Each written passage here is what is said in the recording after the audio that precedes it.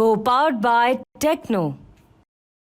और इस बीच middle east में हाई अलर्ट पर अमेरिकी फोर्सेस भी हैं। मिडिल ईस्ट में अमेरिका अपने सैनिकों की तैनाती बढ़ा सकता है। मिडिल ईस्ट में अमेरिकी बेस की सुरक्षा बढ़ाने के निर्देश दे दिए गए हैं। बाइडेन ने पेंटागन को जरूरी एक्शन लेने को कहा है। बाइडेन को मिडिल ईस्ट के हालात की जानकारी भी दी गई।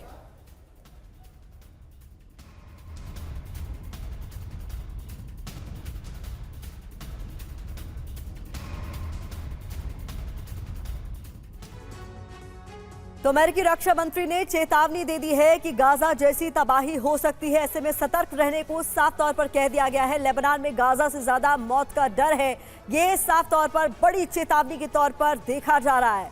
लेबनान में गाजा से ज्यादा मौत का डर है।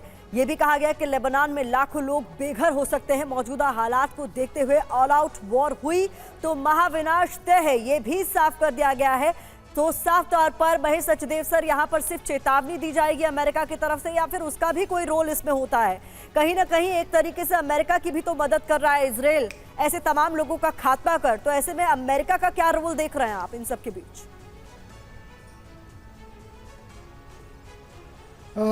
अमेरिका का रोल नपेथ्य में है और वो औपचारिक तौर पर तो शांति का पक्षधर अपने को कहता है, लेकिन इजराइल को हर तरह से मदद करता है। तो ये विरोधाभास जग जाहिर है।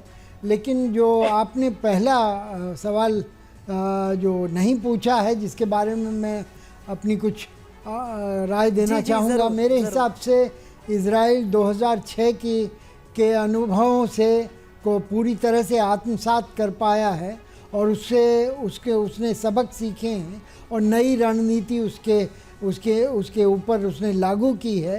वो मेरे ख्याल से साउथ लेबनान में ग्राउंड ऑफेंसिव नहीं करने वाला है। मेरे ख्याल से जैसा कि उसने चेतावनी दी है और साउथ बेरूत जो कि हिजबुल्लाह का गढ़ माना जाता है, जो उनका कमांड सेंटर माना जाता है, सीधे वहाँ पर हमला कर सकता है।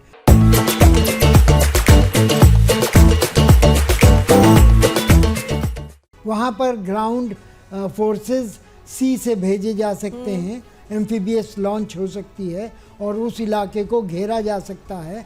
और जो काम पर कल रात को शुरू हुआ है उसको पूरी तरह से नेतृत्व विहीन करने की कोशिश की जा सकती है। लोगों को हिरासत में लिया जा सकता है। वहाँ पर जो नेता मिलेंगे उनको कब्जाया जा सकता है और उनको मोहरे की तरह इस्तेमाल किया जा सकता है। बड़ी बात आप कह रहे हैं सर। और देखिए, इस बीच जनिन में नसरल्लाह की मौत का मातम पसरा हुआ है। ये खबर सामने आ रही है। वेस्ट बैंक के जनिन में मौत का मातम देखा गया। ये तस्वीरें आपको हम दिखा रहे हैं, हमले की तस्वीरें आपको दिखा रहे थे। इसके अलावा ये बड़ा अपडेट हमें मिल रहा है जहां जनिन में नसरल्लाह की मौत का मातम देखा गया।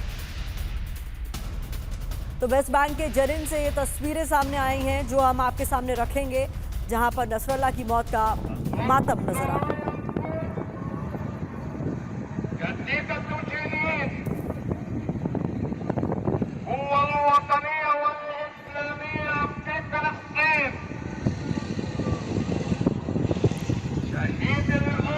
तो मस्जिद से ऐलान की ये आवाज़ आप सुन सकते हैं। नसरल्लाह की मौत के बाद वेस्ट बैंक से ये तस्वीरें सामने आई हैं जहां नसरल्लाह की मौत का मातम।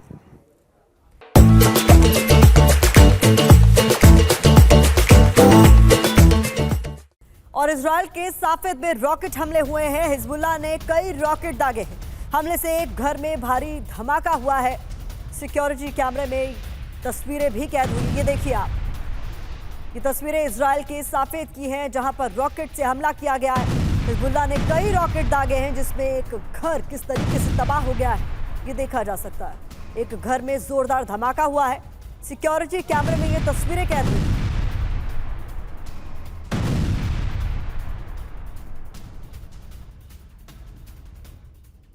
और इस बीच बड़ी खबर आपको बता दें, बेरूत के रिहायशी इलाकों में भारी बमबारी को लेकर सामने आ रही है। धमाकों में तबाह कई बहुमंजिला इमारतें, तो कई ऐसी इमारतें तबाह हो चुकी हैं। तस्वीरों में आपको नजर आ रही है भीषण आग की चपेट में दाहिया के रिहायशी इलाके हैं इस वक्त। तो रेजिडेंशियल एरियाज को भी टारगेट किया जा रहा है। रिहायशी इलाकों के बीच हिजबुल्लाह के ठिकाने तबाह होते हुए देखे जा सकते हैं। और हिजबुल्लाह का इजराइल पर विध्वंसक पलटवार भी हुआ है। बता दें, नॉर्थ इजराइल के 4 से ज्यादा शहरों पर हमला हुआ है। हिजबुल्लाह का करीब 50 रॉकेट से हमला हिजबुल्लाह के बेस पर आईडीएफ के।